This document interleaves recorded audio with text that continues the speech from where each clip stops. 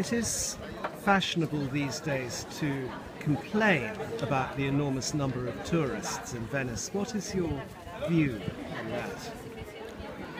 I am one Venetian that is different from many other Venetians, thank God, because I feel a privilege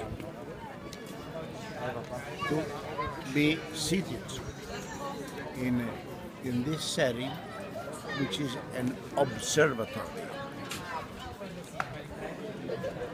All this humanity is going by must walk and have the gestuality, the mimicry they have at home. They relate to this and that, which is my city where I was born.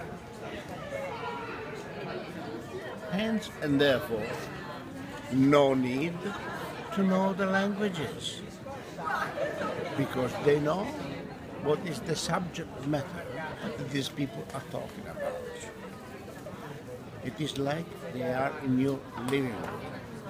It is not the entire year, just for a certain period, more small or less.